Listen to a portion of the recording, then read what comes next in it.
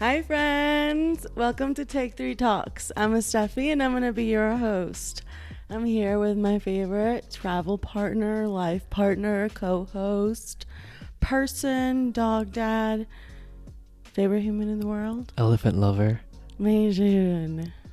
The reason why we went to all the animal themed things in our Asia trip. I don't think there's any other way to do it. Yes, you are not wrong. You are not wrong. I am very thankful, grateful, proud to have been able to experience these little pockets of like animal experiences in our Asia trip. So, yeah, hi everyone. Welcome. If you're watching today on video, hello. I cannot wait for you to see all of the visuals I have for you today. If you're listening, hello. Thank you. I just appreciate you so much. And in this episode, we are going to take you on like an open heart, intimate soul journey into the mountains of Thailand. Like, I am not kidding. I don't know if I am not about to spoil everything that's going to happen in this episode, but I just need to tell you. So consider this like the trailer, you know? So I don't know if it was the fact that we had just done Vipassana and we were like so raw to the world and we still had taken it so slow to do any like phone interaction. Let's say we had spent so much time just reading and at a coffee shop and drawing and just still being so grounded and in meditation, etc., that going like these 72 hours, like these 3 days were like just like what would you say the word would be? I would say humbling and grounding. And reminded me specifically, and I'm sure for you, how little we need and how beautiful nature is and how important it is to respect nature, be with nature, and have nature be that grounding element for us. Because as you said, we were in Vipassana for 11 days, so it was already such a stripped back way of life. So coming out of that and then a couple of days later into nature was the perfect bridge to get back to civilization, let's say. Yeah. I would say that the words for me would be like very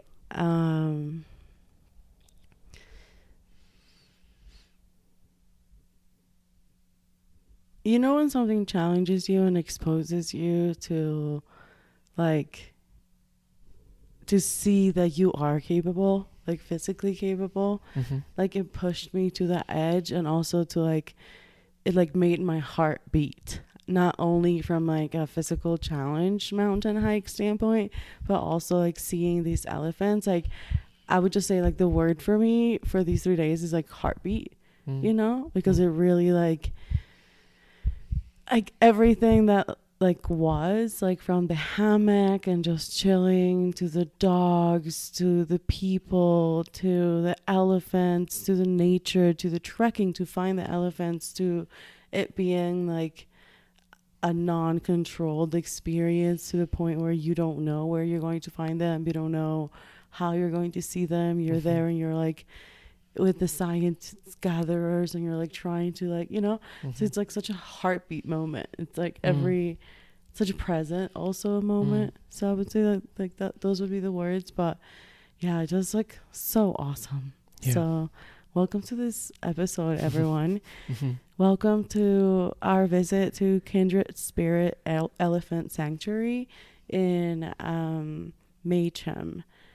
It is about 4 hours west of Chiang Mai, Thailand, and you go through the mountains of Doi Intanon National Park. And I have like really good notes here, so I will give you a play-by-play, and Majin will add all the good juicy notes so that I don't end up dragging you through like 5 hours of content. And by content, I mean just my storytelling, because, you know, my grandpa used to say I tell stories with advertisings on. So. It's like long stories long, short stories long. And yeah, just always long. So, yeah, just, I'm so excited. Let's go. Let's get it, everyone.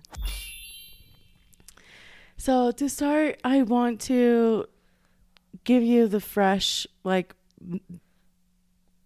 really raw explanation of what Kindred Spirit says about themselves. Okay, so because I think, like, what's the point if we just come and tell you things and then we don't tell you anything about what they believe about themselves and how they position themselves? And of course, this comes from a place of somebody or two people who are deep fans, you know, of like just these 3-day experience that we got, made us feel really close to these humans and again this place and everything about it. So please feel free, like, don't be shy, feel free to go to their website, go see how you can donate, support. The way that this non-for-profit foundation works really is basically by donations of people, the way that they feed the elephants, the way that they maintain camp, the people who are there, the researchers, the volunteers, the interns, the people from the Karen community who give their homestays and host the homestays and decide to be part of the program, and the mahouts were also part of the Karen community. So all of those details that you're like, what are all those words, Steffi?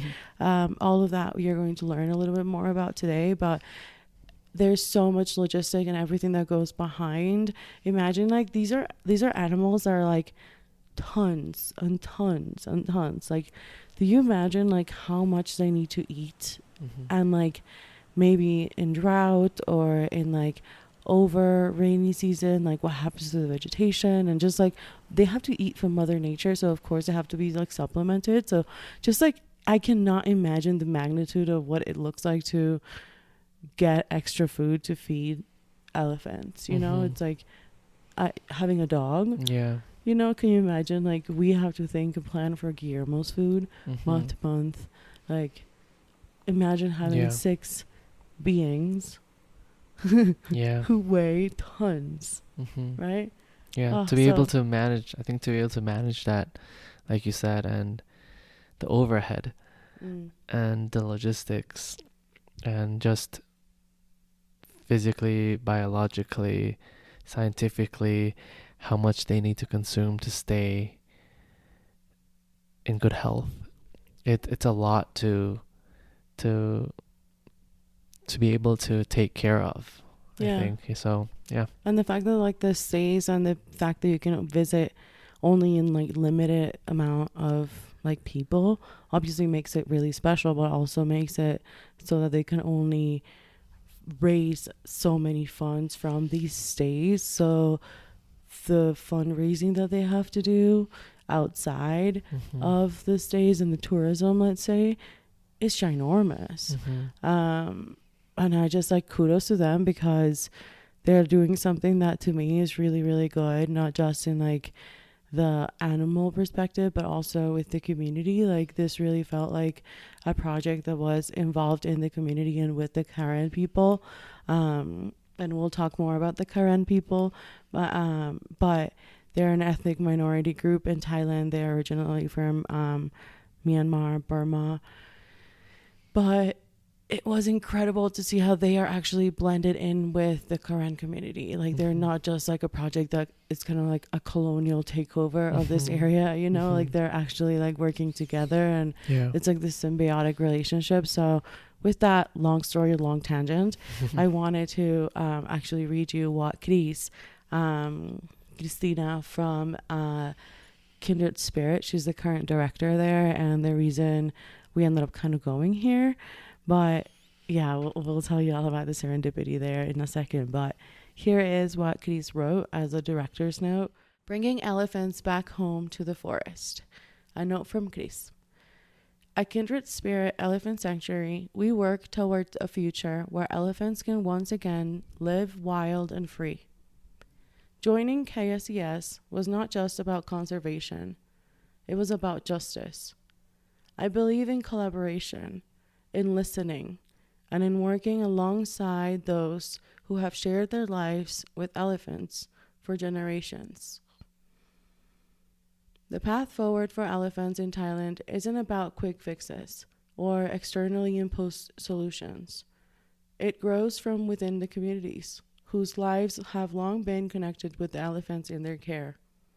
Lasting change comes through trust, mutual respect, and locally led alternatives that support both elephant welfare and human dignity. Every donation, visit, or conversation that helps shift perceptions and uplift ethical, community-rooted models brings us closer to that future. So I think that this gives you a perspective of what I was saying, is that this is really like a heartbeat project, is for all living beings, you know, in this ecosystem, for all species. And I just, feel so much privilege and gratitude to have been part of it for even just like 72 hours, you know? Yeah, absolutely. I feel the same.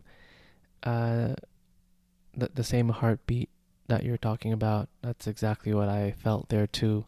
From the moment we got there, it was such a humbling, beautiful experience to be welcomed into the community, and meeting the Karen people and them making us feel like a part of just them. And experiencing everything for the past the 2 days that we were there, having all of those experiences, it was really, really beautiful. It was like, you know, a heartbeat project, as you said, and it really grounded me. And I'm just really grateful to have been able to go through that experience and have that, you know, as part of our bucket list almost, you know. 100%. No, like, and also, can you believe that we freelanced our way to this experience? Like, we paid for this. Like, we worked so hard to invest into this experience, and just like the fact that everything in life happened, and then we ended up going a second time to Thailand, and time gave itself, and the universe, just like wow. So a little more information from their website. It says, more than 4,500 elephants live in captivity in Thailand, often in inadequate conditions. At Kindred Spirit Elephant Sanctuary, we work to return them to a semi-wild environment where they can roam freely in the forest, forage naturally, and form social bonds. True change comes from working together. Partnering with over 200 Karen people, we connect elephant conservation with sustainable livelihoods, ensuring both people and wildlife thrive. Our efforts are also protect forests, wild gibbons, and other native species. Recognized with multiple awards for ethical tourism and animal welfare, we invite you to be part of the change. Book a visit to our sanctuary today. So, yeah. Thank you guys. Thank you for everything you're doing. Thank you to the team. Thank you to everyone. You're amazing. All the volunteers, like people in the animal arena, you really are making the world a better place. Yeah. So KSES is located 4 hours outside of Chiang Mai. As I said, you pass through Doi Intanon National Park in Mae Chaem, and we did a 2-night, 3-day package. You can do the 1-night, 2-day package, but we just, whenever you say more time, we always say yes first. But also, we just felt like for a physical adventure as much as a cultural adventure, we just wanted as much extra time as possible, right? Yeah. Just like, I don't know, listen to the trees, be able to journal, like take time to just be. Yeah, absolutely. I know that we've said this before, but when we travel, we like to travel slow and not rush. The fact that this was 4 hours away, we felt like one night wasn't enough, because basically, one night, half of the day is already through travel. Especially, let me just like say that Mae Chaem is very like get hives at like more than like 3.5 hour long drives. I feel like, I think I have like a limit. Well, but I can be all push our flexible limits. sometimes. But Yeah. But this was because it was 4 hours away from Chiang Mai, from where we stayed. Yeah. It made sense to stay there 2 nights.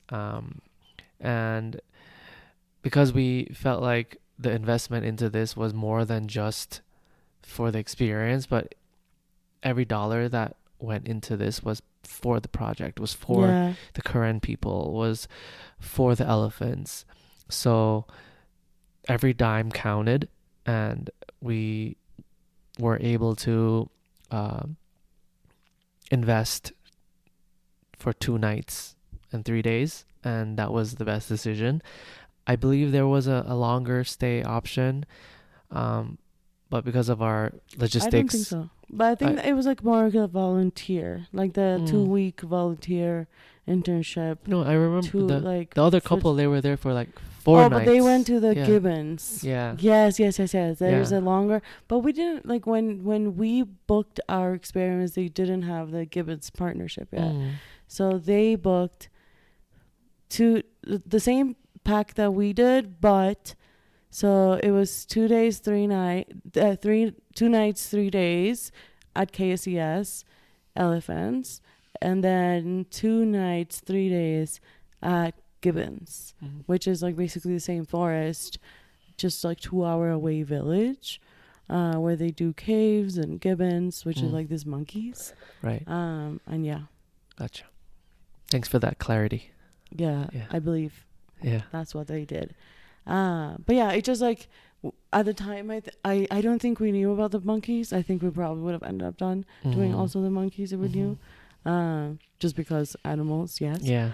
So I just want to say that some of the reasons why we chose KSES, because there's so many sanctuary experiences, quote unquote sanctuary experiences, like fake elephant interaction, not fake, like real tourist attractions. And for me, first and foremost, if I am in a journey in which I am asking people to respect my boundaries, to be kind to me, to be aware of my emotions, like to create, for all of us to create a safe space together, a community. How can I go and support experiences in which we are basically doing the opposite to other living beings?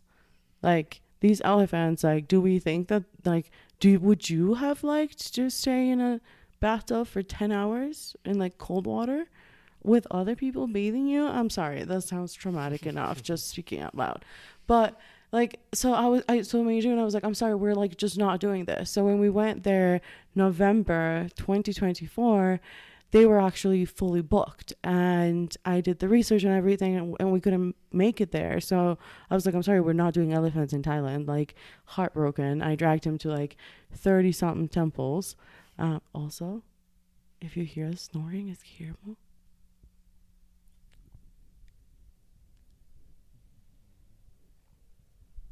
He's so cute. I love him so much. Oh my gosh.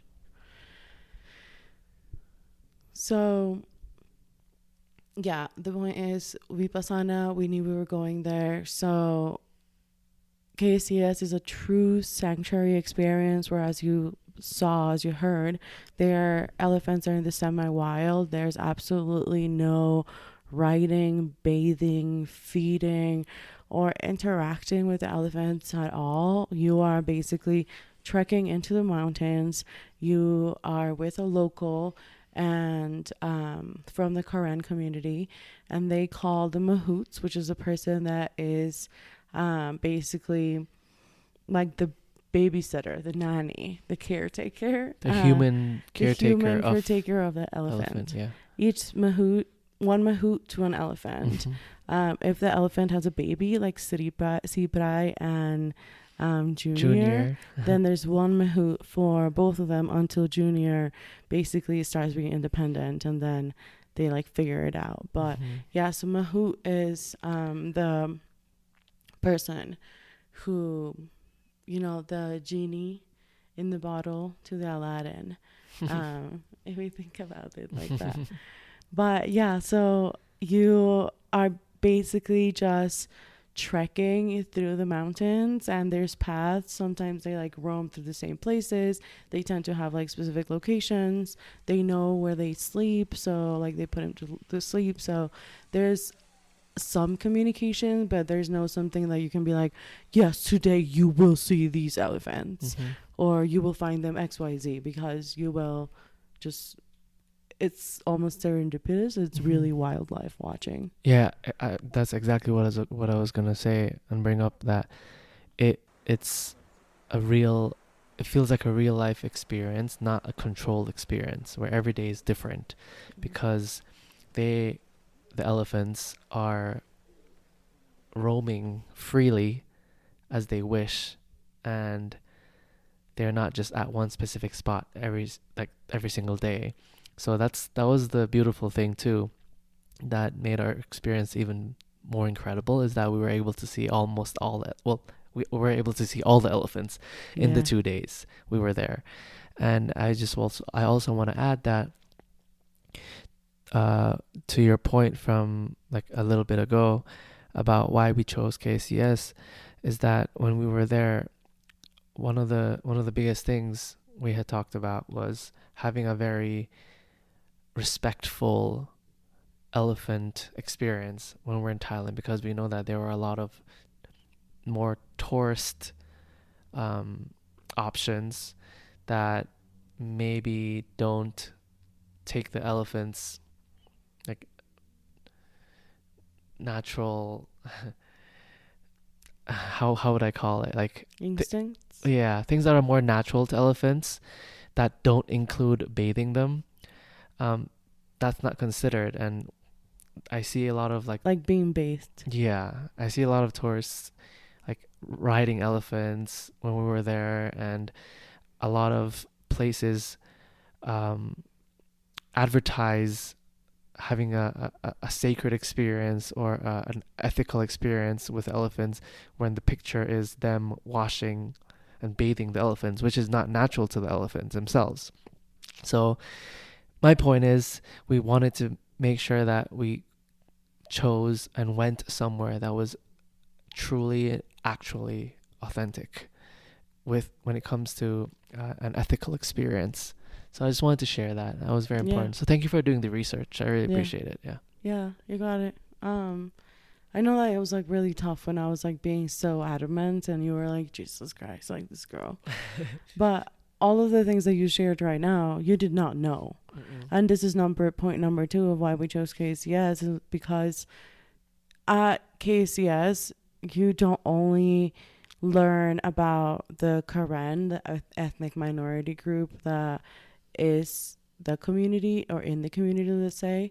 You also learn deeply about the elephants themselves, and like the actual scientific knowledge and zoology, knowledge about the elephants, and the fact that just like actual, like how many bones and their trunks and their brains and the way they sweat and how they die, and just like all of these things that we'll get to. But Just it was such a rich experience that I knew we were going to have because all the reviews said so. But most importantly, like I knew that the person behind this right now was really legit. So let's go into how, like, point number 3 and the reason really why we ended up really here was because of Chris. So Christina is her Instagram is Elephantasia.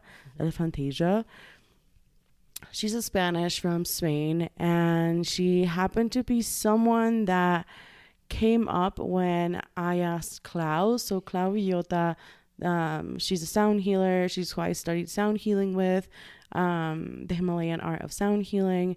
And her brother lives in Phuket, Thailand, and he works with elephants. So he has like a whole blockchain thing called Unchained Elephants, in which they work in rescuing and rewilding elephants and getting funds from elephants in the tourism industry, etc., etc.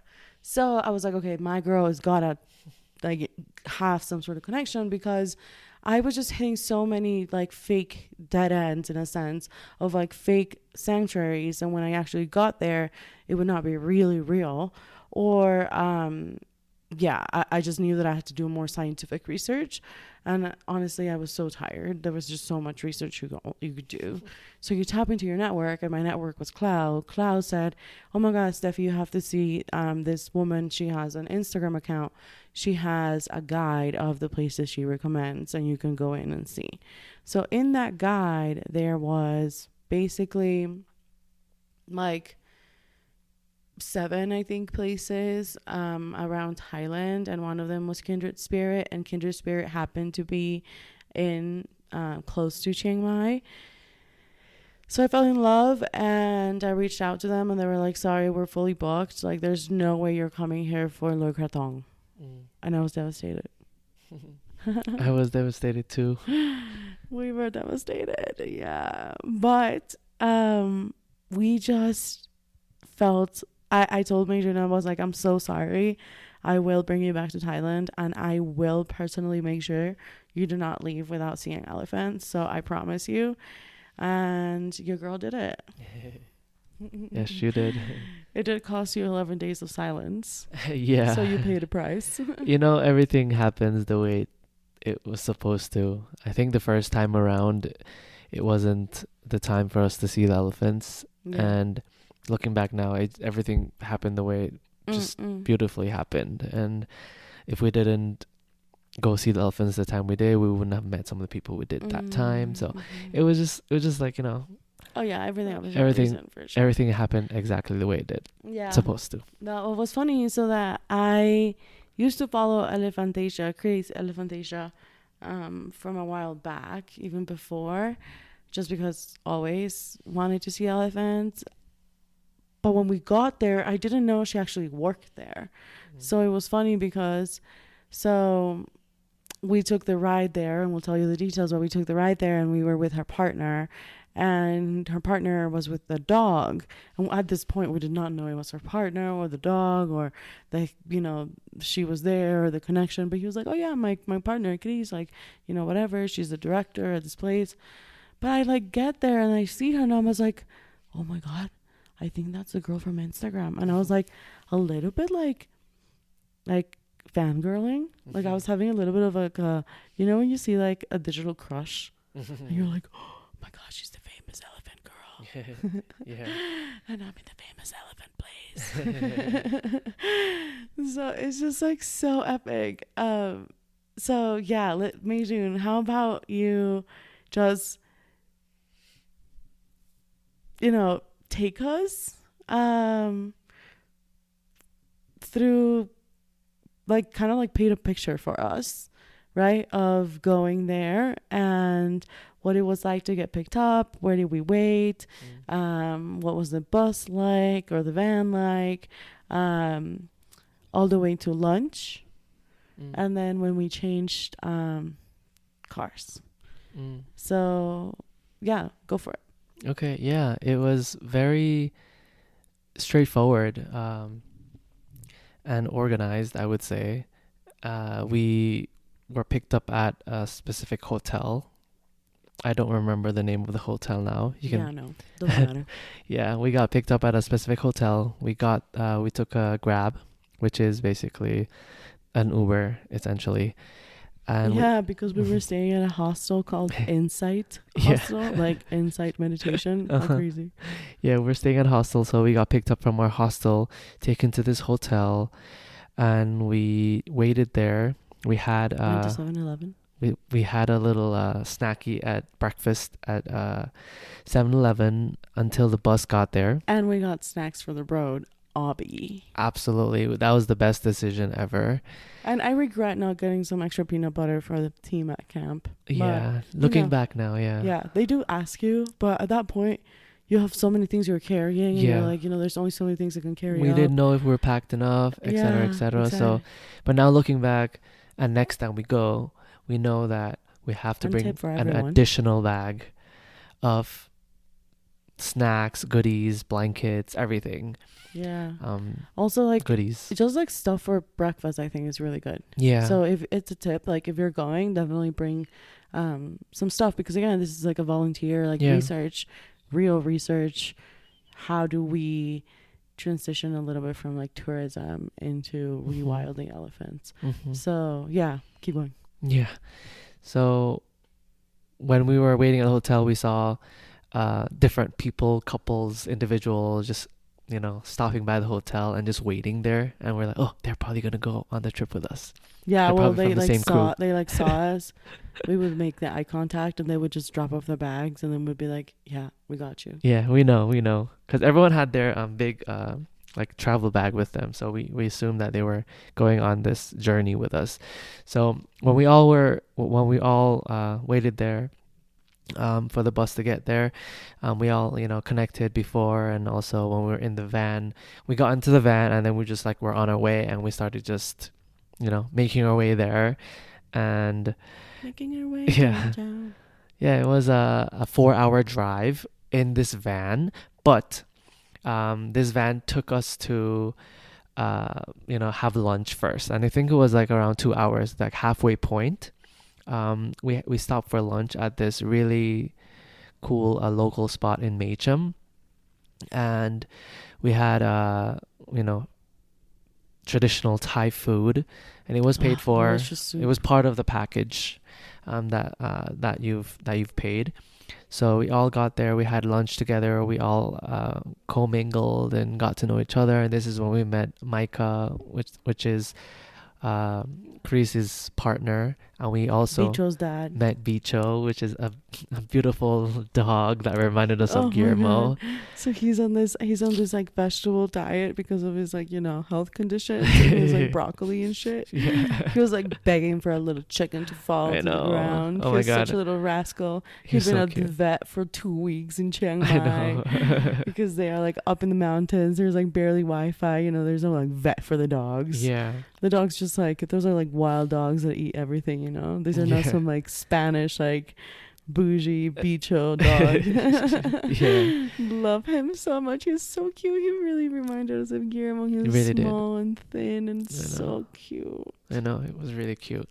So after lunch, we started to make our way. Also, I just Uh-huh. wanted to say that the bus ride itself was really great because there was this couple next to us, and just like overall the people were awesome, but we were making deep conversation with this couple specifically, and she was moving to Hong Kong, and she was in NYU, and they were in New York, and it was just really awesome to like speak Mm-hmm.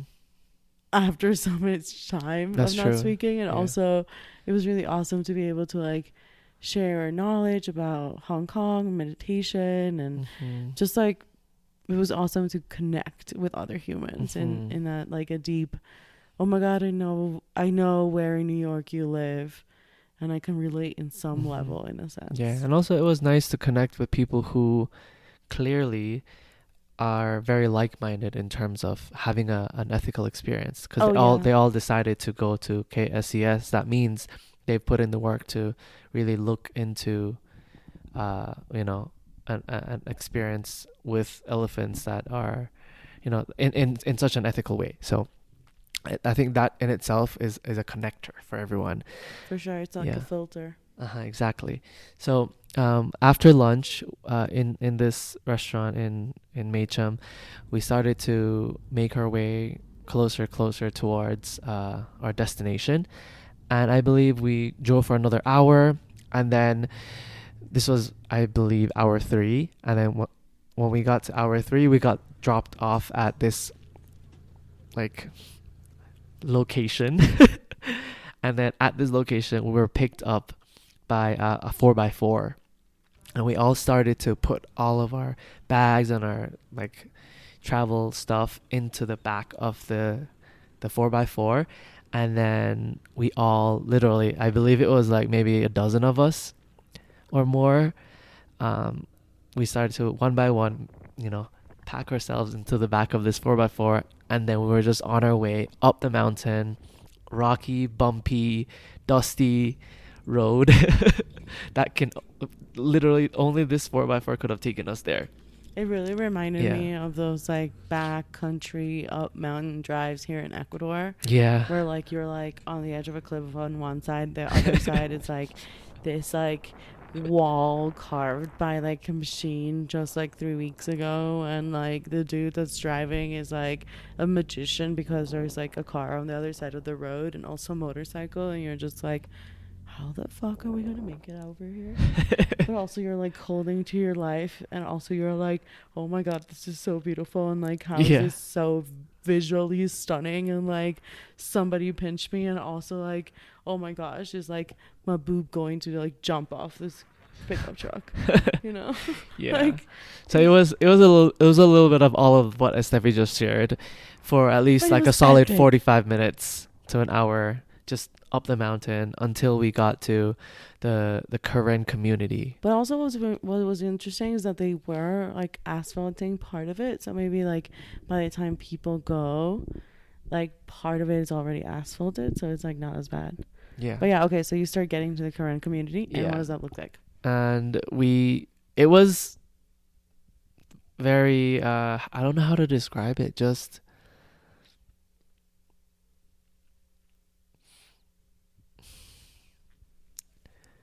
humbling. That's the only word that's coming to my mind. Everything is just built out of wood, and the roads aren't that developed. There's still dirt, and people are eating with like open fire outside. Yeah, people are just like out bulls, there. Cows, chickens, dogs. You're like in the countryside. Yeah, exactly. Yeah. So once we arrived, we just got off, and then got off the 4x4, and we were welcomed by Chris and her team. Mm-hmm. It was very, very nice, and the interns that were volunteering there at that time, and each couple that was staying there got assigned someone to be a host to be our guide, and they introduced us to our host and where we were gonna stay, etc, and we were just there, and we're like, that's from we got there, that's the start of the experience. So it was just awesome to be there.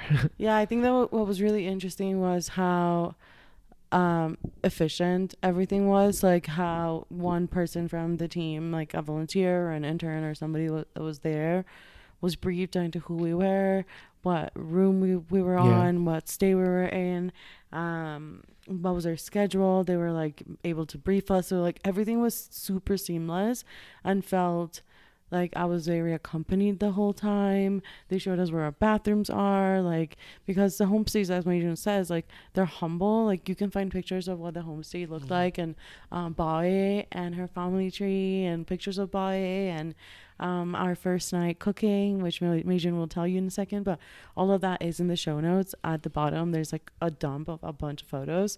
But it really is just this beautiful place, because everything is alive, like there's like the chickens, the roosters, the dogs, Dogs, the yeah. bulls, the people, the kids. And when you cross the bridge, you're like crossing this beautiful river and the water is flowing, and it is like the trees are like it is just like wow, because Yeah. so it doesn't matter like what Mae Chaem said, like doesn't matter what you have, it doesn't matter how much you bring, it doesn't matter, like it just, you're just there, and it doesn't matter, like you're just coming to have like this wonderful heartbeat of an experience. So what I want to say is that what was really interesting was because yes, we were there in winter time, but because we were up in the mountains, like yes, it was hot like when we were going there, but we did not anticipate, or I guess we had a little bit of an anticipation, so we brought a small sweater, but we did not anticipate how cold it was going to Yeah. get in the mountains, how cold it got. So if you're going in January, which I highly recommend because it's not so hot in Thailand, do bring like some little like thermal layers if you're going, because it gets chilly, if I Really do say chilly. so myself. No joke. Yeah. That's something thin, like nothing crazy, just like something to like keep you warm through the first like hour or so of the hike, and then at night to sleep.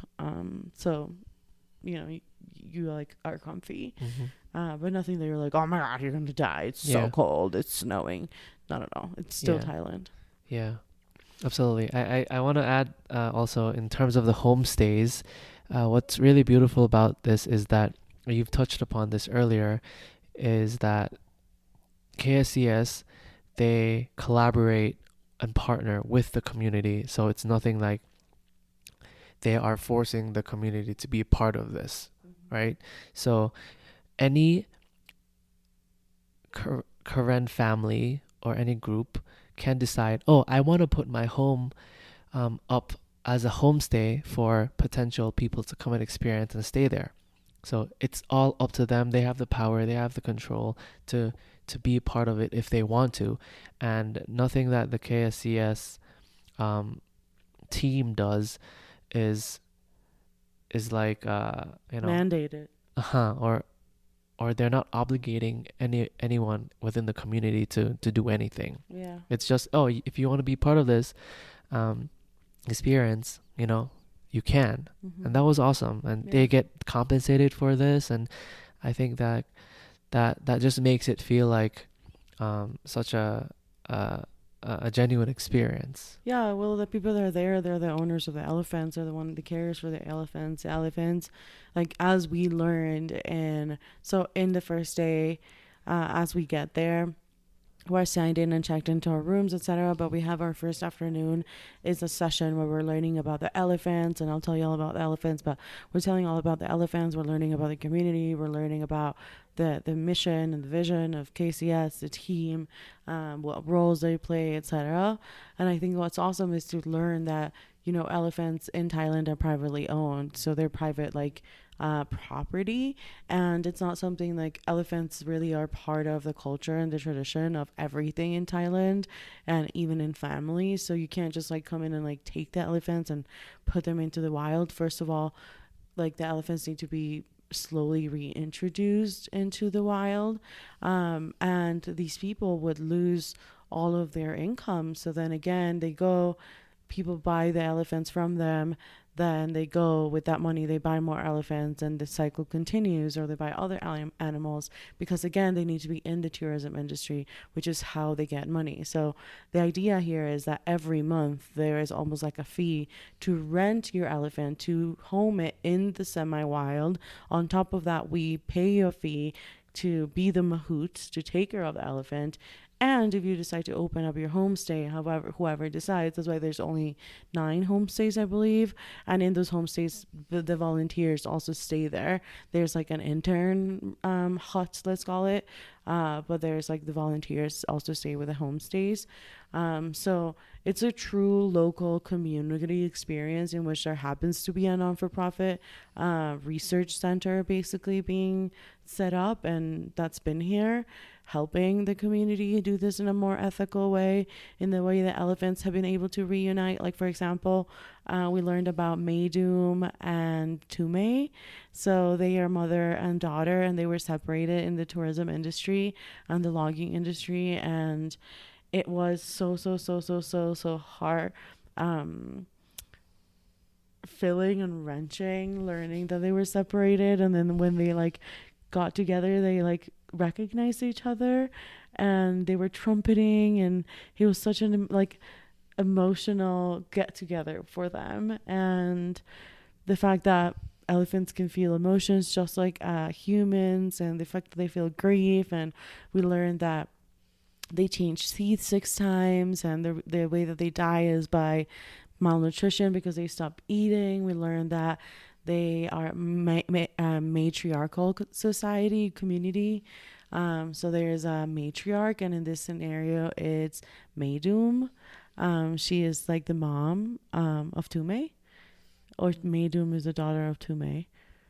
Well, you'll see it in one of the photos. Yeah. But the mom is the matriarch, so she has been the one that she's the oldest, so she's been the one that has been teaching these other elephants like social norms and how to bathe. And as they've been reintroduced, like she's the matriarch again of the group. So it's a group of 6 of them. And then the other one, so it's Dodo, Siprai, and Junior. Siprai actually got into the system, let's call it, into the sanctuary pregnant. They didn't know that she was pregnant, and of course it's not easy to tell if an elephant is pregnant or not. They're fucking massive, guys, like, let's be honest. Like, how are you gonna tell? And like, so they like, I mean, I guess they tell, but not when it's early. So Junior has kind of been like this gift from the universe, and it's also like this risk because it requires a lot of like more funding and etc., because it's a baby and it's growing, and the amount of space that they have is only amount for a certain amount of elephants because of the vegetation, etc. So it's really complex. It's like, right, a living ecosystem. There has to be balance.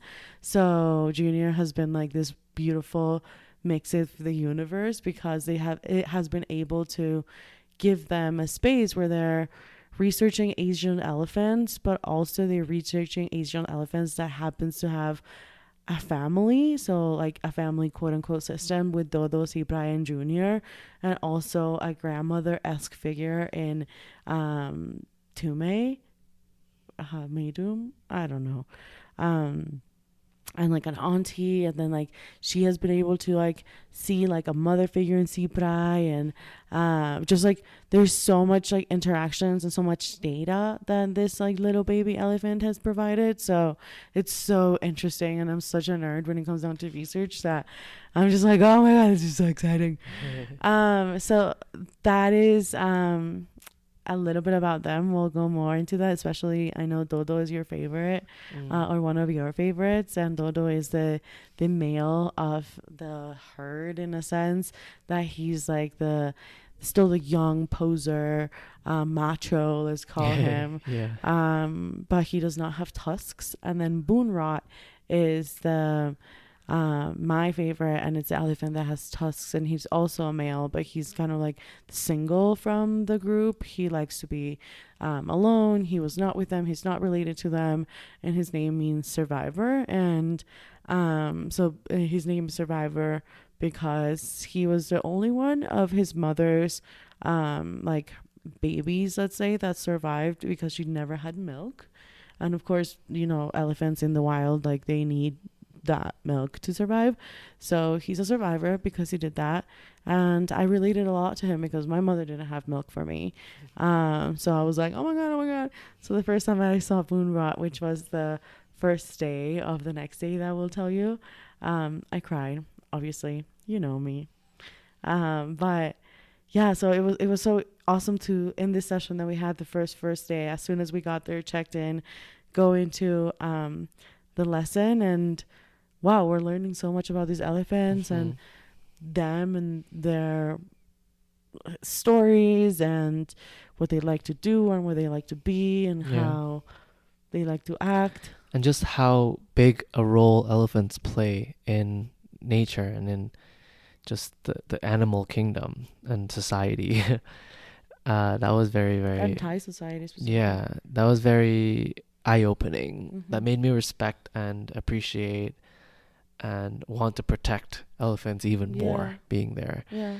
And all You of watched this, a movie, a yeah, documentary. all of this that you just shared, when it comes to the learning and having, these discussions when we were there, it was done at base camp. So base camp is their central like station, their area where all the volunteers and everyone just have a space to work and gather and meet, and that's where we would meet for for anything basically. Yeah. Yeah. Yeah, for sure. That's where we went to meditate really early. That's where you have breakfast. That's where Ning's corner is, where you'll find Thai tea. Yeah, that's where the camp dogs also live. So, yeah, you'll definitely be familiar with base camp. And also, in that session where we learned about the elephants, we also learned about the Karen people and the Karen ethnic minority group, their language, their dialects, also about their vestimenta, costumes, like is that how you say it? Costumes? Like their dresses and the fact that they wear stripes down when they are in a relationship, or stripes horizontal if they're not in a relationship. The colors also that they wear. We learned a lot about their migration, their religion. The town where KSES is Buddhist, so they did take us to the temple there. We did a little prayer time. One of the locals, the one that goes in the hikes with you and teaches you a Karen lesson if you stay there for the time. Hi Kanda. Hi Kanda. Yeah, she's awesome. And yeah, so you really get a lot of lessons. And that first night you have your only like dinner with your homestay. So we had our dinner with Bae, and we didn't eat with them, but we cooked with her, and we helped her like chop some of the onions and the peppers, and we cooked in the open fire with her in her kitchen. And she's such a young soul. She's my age, actually 2 years younger than me. She's from 1995. You can see it in the family tree in the show notes. But it was just super humbling to me to like see the fact that she has 4 babies, and that she's like hustling, and she's in the homestays so that she can like provide extra income. And she's such like a woman, like powerful, and she's also like connected still with her traditions. And just like it's awesome to see the Karen people, also women, play such a deep role in like the economy, because they're in the agriculture. They're like they play just such a, also in the weaving, so Yeah. they play such a big role in that Providing. Because the men are mostly with the elephants. They're mahouts, and it's not common for there to be female mahouts. So there actually was one female mahout in the town over, but it was not very common, because the attire for the Karen people, the Karen women, is with a long skirt. So it does not give itself to be with a machete out in the open grass or open forest with the elephants. But one badass lady did do it. So yeah, again, like we said, this day was like really getting everything, like the lay of the land, lesson of the elephants, lesson of the people. We went on a hike a little bit just to like see the town, the people around, the dogs, the bulls, sunset, the school, the temple, and then dinner. And then after dinner, we went to sleep, I believe. We went to base camp. Went to base camp, yeah. To do weaving, basket weaving. Basket weaving, yeah. We learned basket weaving that night. Yeah. The first night.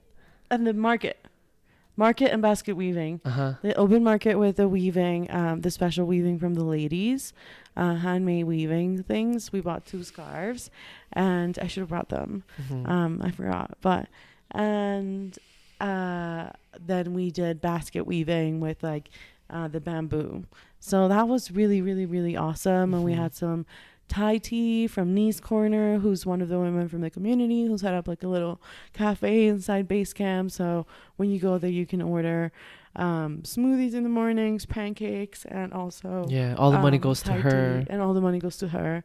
Hot chocolate, coffee. So Delicious. Yeah, she's awesome. Yeah. So that's the end of day 1, let's say, like getting in, checking in. And then the next morning we woke up at 4:30, 5 because it was really dark. So cold. And so cold. We woke up at 5 to meditate. We meditated for an hour and a half. Did 45-minute walking, 45-minute sitting. Again, remember, we were just like out of practice, out of meditation, Vipassana. So we were so strict. And we had breakfast at 6:30 a.m. with the whole everyone. They like caught us and they found us in like a corner up there with like just like trying to make heat because we were so cold. sitting in Zen mode. Sitting in practice mode. Yeah. It was funny. So the hike starts at 7 a.m. and again, it's crispy out. So it's nice because you're not sweating or anything. So as you get up in the hike, the hike is about 2 hours ish to get to like see your first elephant, let's say like an hour and a half ish to see your first elephant. But by the time you get like up there, it like gets like hot enough that you can take off your layers and you're just like acclimated, and there's like wind and it's really awesome and fresco, and like it just feels beautiful. And then you're with Kanda, and we were with Yas and other people from the volunteer team. Again, every time you go, you're going to see and meet new people because people are always coming and going. And the research team is awesome, so you're like learning a lot from them on the ground. And that's where we saw BoonRott for the first time. We saw BoonRott first, and I remember that was the time that you did that huge jump, and I was like, oh my god, you're so amazing, you're so brave. That was like some Pokemon jump. And we saw BoonRott, and it was just so sweet, and I was crying, and everyone was over there just watching, and I was over there in a different corner just on my own crying, like thanking him for his life and just like thanking his ancestors and just like loving him and telling him that he's like the best being on earth, and like he like pushed through, and it was so special. Yeah, he was the first one we saw. Yeah, first elephant. I'll never forget. Beautiful. Yeah. You did a beautiful drawing of BoonRott. You'll also find that in the show notes and also in the video. I'm showing all of these visuals I forgot, but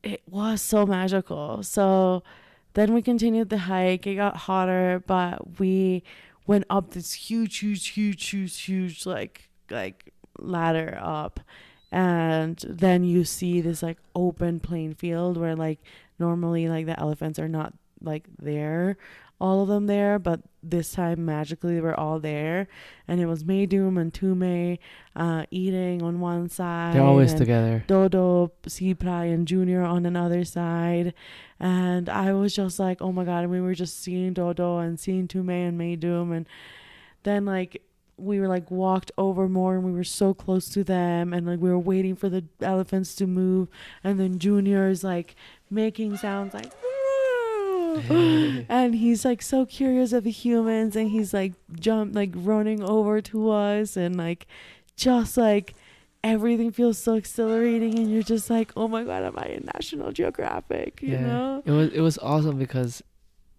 the first full day we were able to see all of them, and everyone was like, this is common, this is quite rare. Yeah. And just to give you guys a little bit more context, the volunteers and the people who are, there, researchers, etc., they do this almost every day because they have to go into the forest and find and watch the elephants and take notes and gather data, because that's the data that they need to create these reports that goes out so that they can get more funding.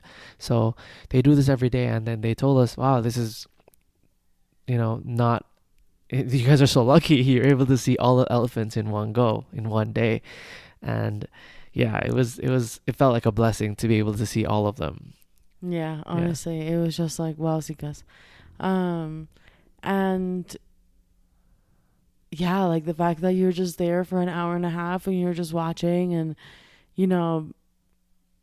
that's it. That's all you're doing, just watching them in awe and taking photos and going to have to pay iCloud to have more storage because my gosh, you're having the best time. So you're hiking, and then we had lunch by the river. So your host family packs up a lunch for you, again reimbursed of course, and compensated for their delicious meals. And at night I thought this night we did the basket weaving, but I guess the night before we did the basket weaving.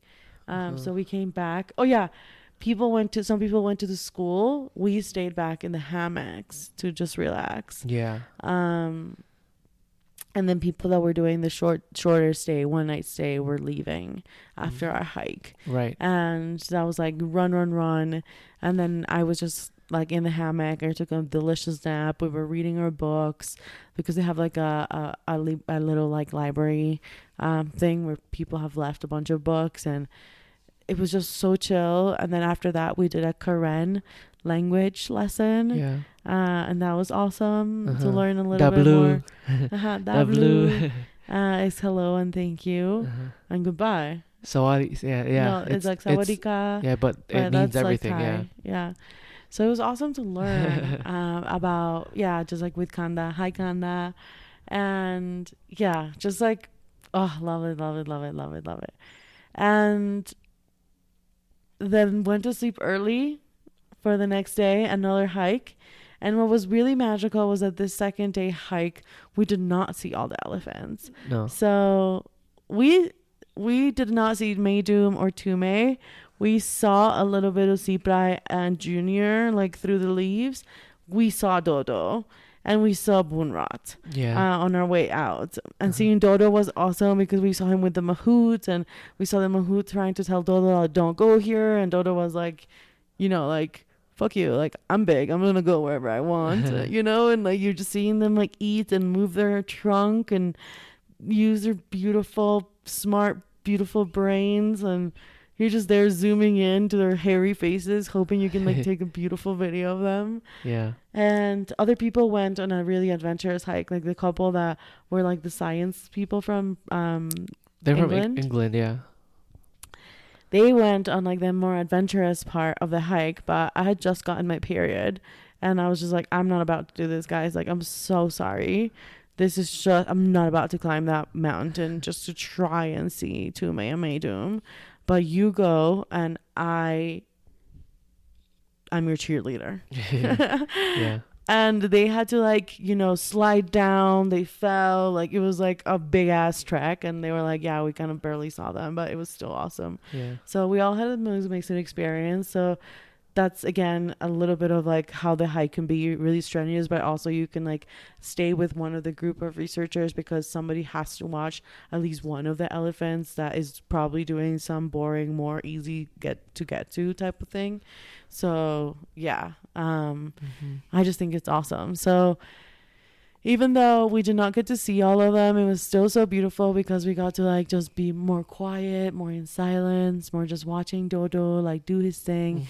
We actually ate lunch back at camp, and we got to do a little journaling on both of our elephant watch on like the book at the base camp. Yeah. And that was super awesome, and I was super thankful that we got to do that because it was like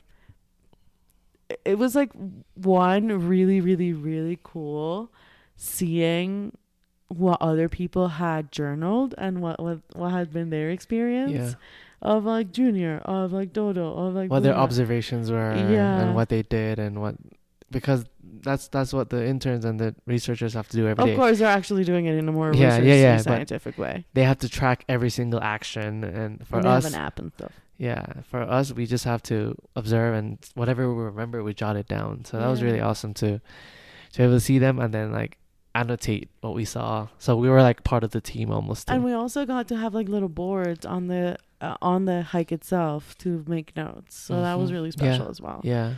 So that second day was a lot chiller and was super special, and you got to do what you wanted in the afternoon kind of way, but you also got the lesson and everything. And at night there was a quiz, and it was more like on animals. Like one of the interns had done like a themed quiz. I guess last week had been Disney. This week was all about different like animals, fun facts, and it was pretty awesome. And everyone got to laugh, and we're all like seeing who got the best answers and guessing, and everyone got competitive. And it was just really fun to learn, like, what color is the skin of the polar bear? Is it black or white or pink or gray? Or which bird, which is the only bird that can fly backwards? Yeah. And that's the hummingbird. So it was a lot of fun animal facts. And the answer is black, by the way, because, like, the nose is black. Yeah. And, like, the paws, the bottom of the paws. Yeah. And I also want to say is, because we were able to see, because we stayed there 2 days, and the first day, or 2 nights, and the first day we were able to see all the elephants. Everything after that was just bonus for us. So the day 2 where which was more chill of a hike, we didn't feel the pressure of like, okay, we have to go see Mae Chaem and Tume because we didn't see her or see them, but we actually did. So that it just like made it so much better. And also, I think that it was really awesome because we had some social interactions and outputs and inputs as well, because the group was so epic. And like you said, like there was that filter of like the animal aspect. So everyone was vibing really well and jiving really well. And it was just really awesome. And I felt like such a deep connection with everyone there. Yeah.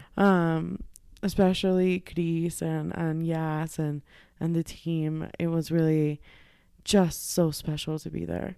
Yeah. So it was really beautiful. We left the next day. But before that, yes, we had a final group dinner.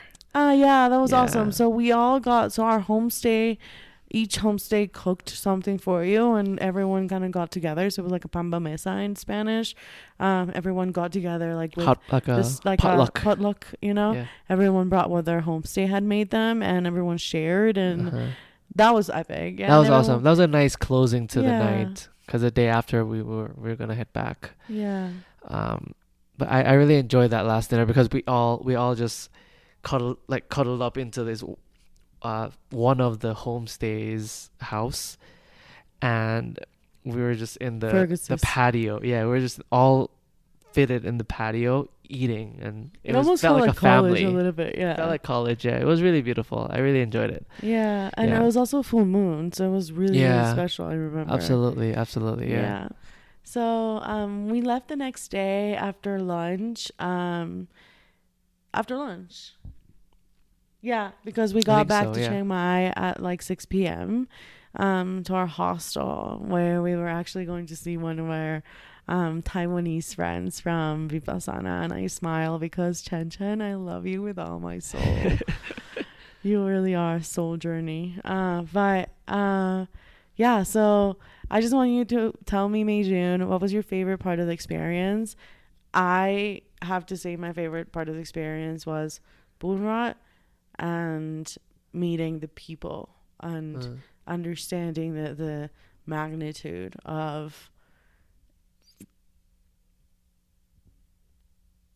activism and conservatism. How do you say conservativism? I think we understand what you're trying to say. Sustainability. Wow. I was trying to think about this before this conversation, and I couldn't really pinpoint specifically because I felt like the entire time I felt so grateful to be there.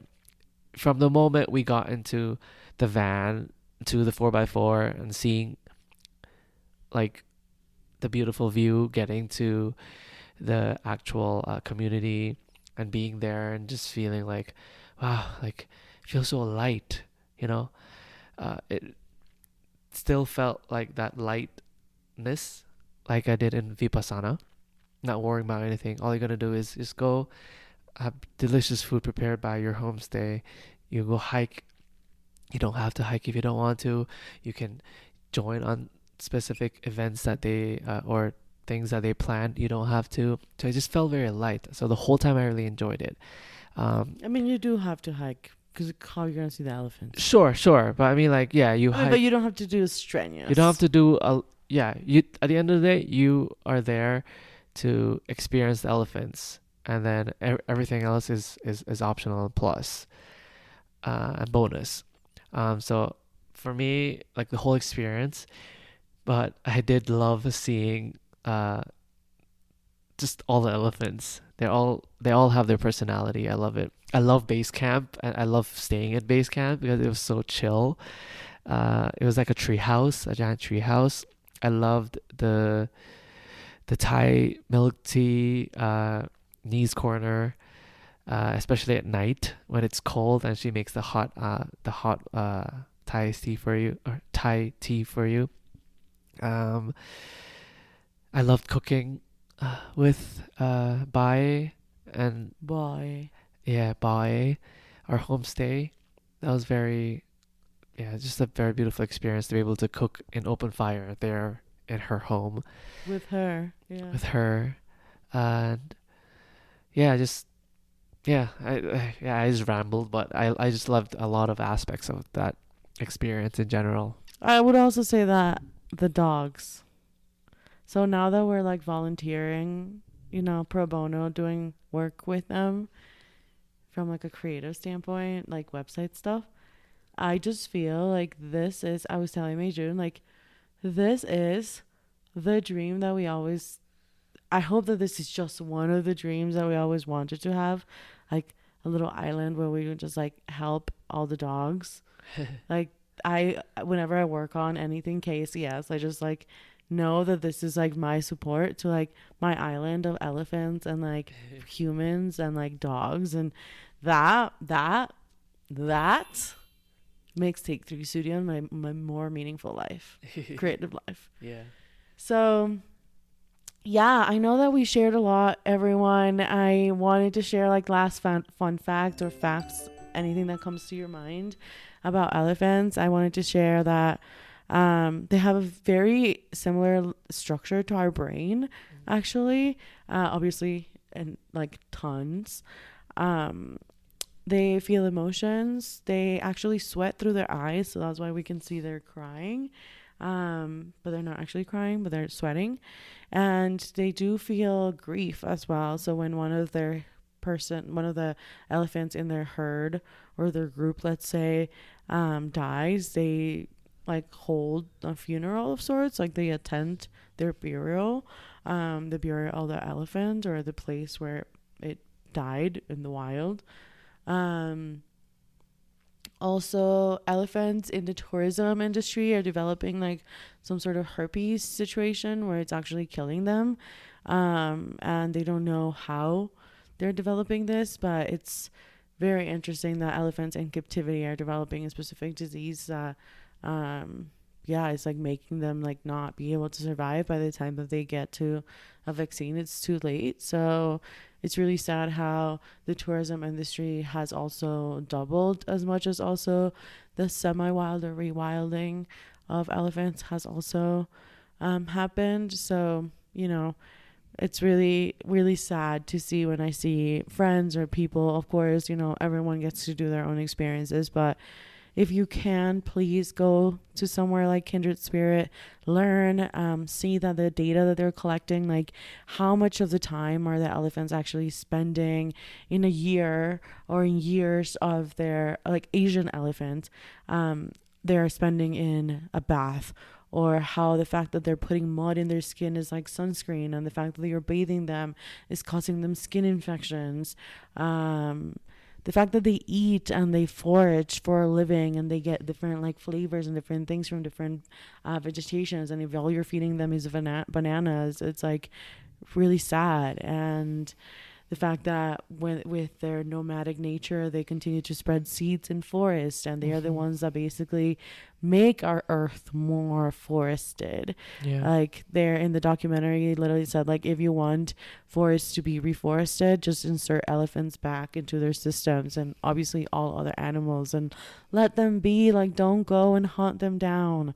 Also, Asian elephants and African elephants are different. I did not know. I'm sorry. But I learned, Asian elephants and African elephants are very different.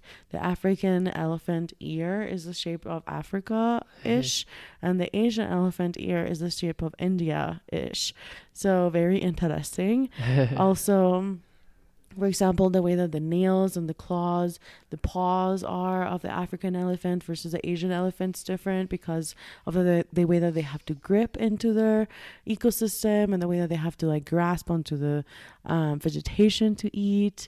They have like lots of facts how here. many like bones in there. Yeah, like They're, 400 like, and something bones. Just in their nose, Yeah. And Their they trunks, they like as they grow, they like develop it, and yeah. the fact that they just die of malnutrition because they lose all their teeth and they're unable to eat is like so like yeah, I think wow, there's just like so much there's that so just many like hit my soul in that trip. Yeah, there's and all so of many this facts I'm telling you is not even stuff that I looked up. It's stuff that I remember core memory from this trip. Exactly. Like these 72 hours were like the 11 days that we spent in Vipassana, core memory. The like 3 days that we spent in KSES, Kindred Spirit Elephant Sanctuary, like core memory. Yeah. How like what? And this is like we've only told you guys 2 stories of this whole 6 months, and like they are like iconic moments. So thank you for watching. Thank you for being here. If you want to support Kindred Spirit, again, go to their website. You are able to donate via Wise on the app from anywhere in the world. You are able to share. You're able to watch your YouTubes. You're able to, if you go to Thailand, go visit them. Don't support the tourism industry. If possible, please. Don't go to Ayutthaya. Go to Ayutthaya, but do not ride the elephants. They do not need to be ridden in those hot asphalt streets. And yeah, I love you. Love the beings around you. You don't have to eat them all. I am not vegan, but my gosh. Can you imagine people just haunt these animal downs just to like make things? Yeah, boils my blood. Yeah, it's so sad. Pobrecitos. Pero bueno, thank you to everyone in the Kindred Spirit Elephant Sanctuary team, the volunteers and interns, the people whose life's mission is to learn about elephants and help see that picture of the butt of the elephant going away into the forest, because it means that we're bringing elephants back home. We're not rescuing, we're rewilding them. So yeah, I hope that we can all rewild ourselves a little bit more. I hope that this episode reminds you that we all have a little heartbeat inside of us that always reminds us to come back home, whether that home is in the forest or surrounded by other like-minded humans, and finding experiences to volunteer, to do ethical tourism, slow tourism as much as possible, and be respectful to the animals, to the humans. Don't throw trash. Don't go out and leave it worse. Leave it better than you find it. Always leave with trash. Don't leave empty-handed. And yeah, I know that corporations are the ones that are killing the world, and we're not going to be doing a lot of things, but if we can, one little sand at a time. Go meet BoonRott, go meet Chris, go meet Dodo, go meet Junior, which is probably such a big boy now. And yeah, I would say that another one of my favorites was hearing Junior. Yeah. Okay. Thank you, friends. Thank you for being here. You're awesome. You're awesome, Mijun. Thank you. You're awesome too. Thank you. I appreciate y'all. Thank you, Take 3, for taking us in these beautiful experiences. And bye, friends. Bye-bye. I appreciate you. Bye.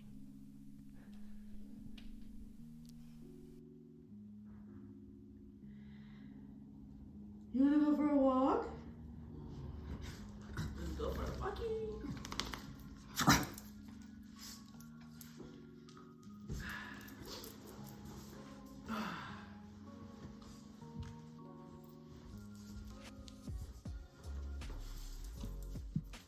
Just hike around the fire today. Emergent is great. I'm so cold. What are you eating? Sour leaf. So good. It's like lemonade on the go. Can I try?